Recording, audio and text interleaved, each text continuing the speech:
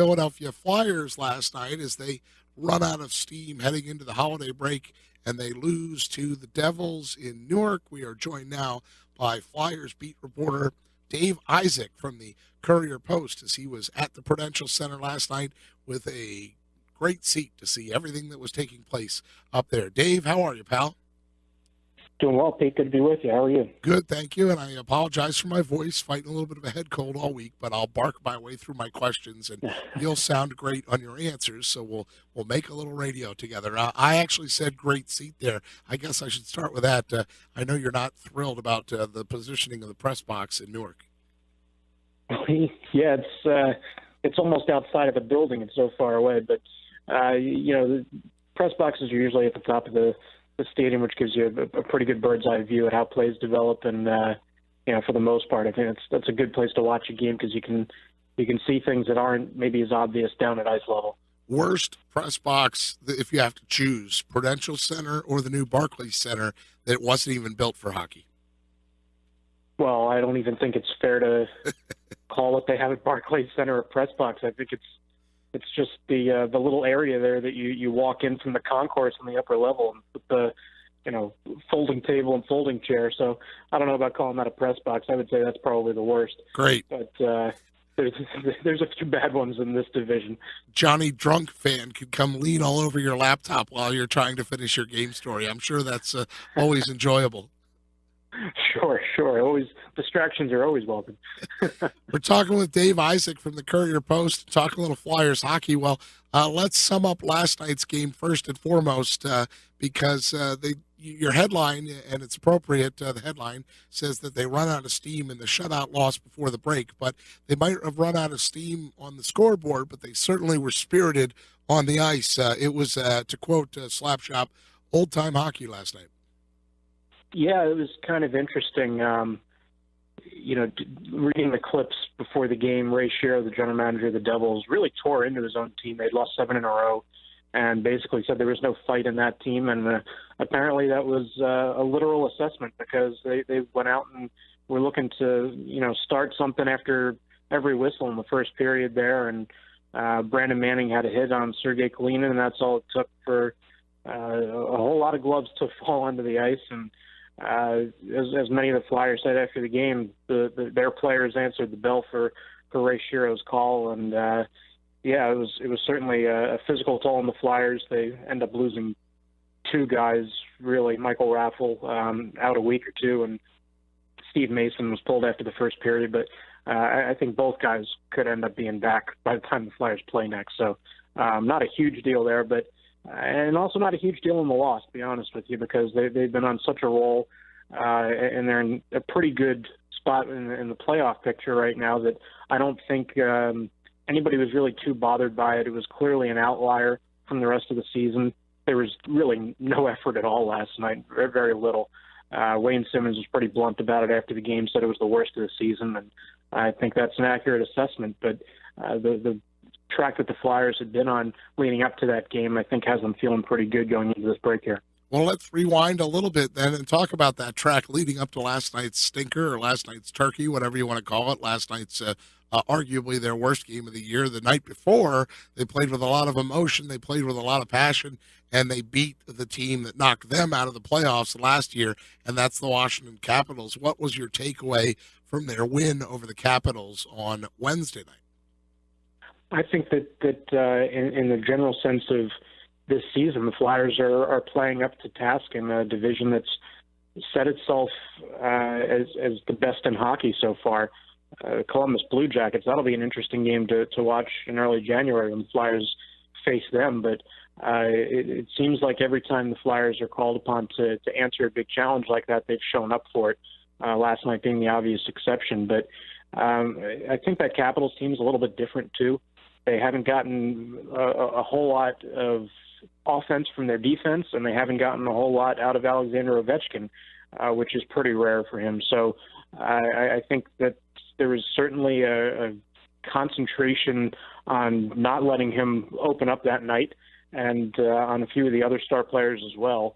And the Flyers, kept their offense going and were able to eke out a win there. And taking it to overtime in the shootout is something that hasn't been kind to them either. But Steve Mason somehow reached down and found some confidence in a shootout, which is pretty rare for him.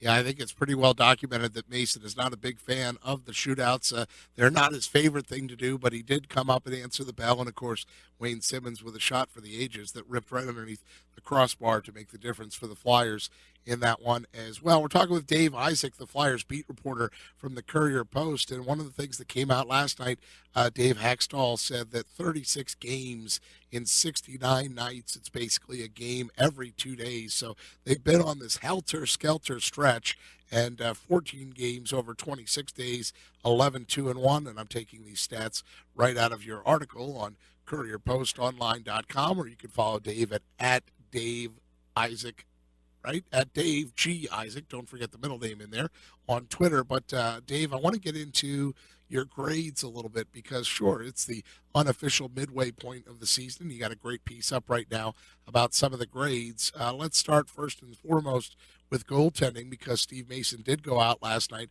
said afterwards it's probably no big deal, just felt a little bit nicked up, and they brought Anthony Stolarz in. But what grade did you give the goaltending overall for this unofficial first half? Yeah, it's kind of somewhere in between, Pete, because Michael Neuvirth played pretty poorly before he ended up getting hurt, and Mason did up until that point as well. Once Neuvirth got hurt, I think Steve Mason's one of the guys that doesn't react really well to a lot of competition for his job. Hockey goaltending is really kind of different in that way. You don't have two starting quarterbacks. You don't have two closers in baseball. It's a weird thing where you always, if you're in a platoon like the Flyers wanted to be this year, you're always kind of looking over your shoulder a little bit. And I think Mason felt a lot more confident coming into the rink every day, figuring this is my net. This kid Anthony Stolarz isn't going to come in and get the lion's share of the work. I think that really built his confidence. Unfortunately for Michael Neuvirth, but I gave him a C+ as a whole. But that's really because of what Mason's done since midway through November when Neuvirth got hurt. Yeah, neither Mason nor Neuvirth got off to a good start, but you're right. I think since Neuvirth went out, then Mason seems to have upped his numbers as he's become like the bell cow goaltender, if you will. Well, maybe we'll work from the net out, Dave Isaac, and take a look at the defense. It's interesting because the defense has been a storyline with the Flyers for the amount of points they've scored on offense. In fact, they lead the league in points scored from a defensive core, but it is defense is the name of the position, D first and foremost. How did you sum up the defense, and what grade did you give them? It's a lot like the goaltending. They got better as the year went on, and the goaltending numbers were really poor at the beginning of the season, and the team defense in front of them didn't help, and kind of vice versa. Sometimes you need the goaltender to bail you out, and that wasn't happening in October. So I think it took the Flyers a little bit of a while to get their footing. There were some adjustments made to Dave Hakstol's system in year two, and the defensemen, I think, were excited about it during camp, but didn't exactly know how to operate it the way that Hakstol wanted to at the start. So I think they're at that point now where they're able to exit their zone a lot clearer because that had been a problem for the first 15 or 20 games or so.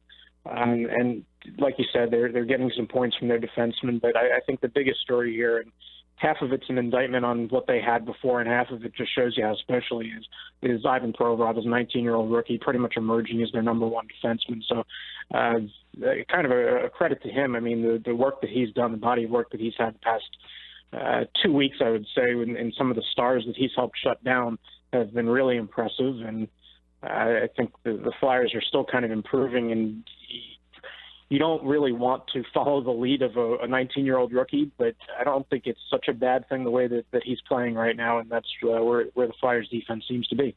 Yeah, Patrick Kane, Jaromir Jagr, Nate McKinnon, Connor McDavid, all guys that Ivan Provorov didn't shy away from and stepped up to take that role of trying to shut down the guy. Now, last year, Dave, there were periods of time where the Flyers quite simply couldn't put the puck in the net.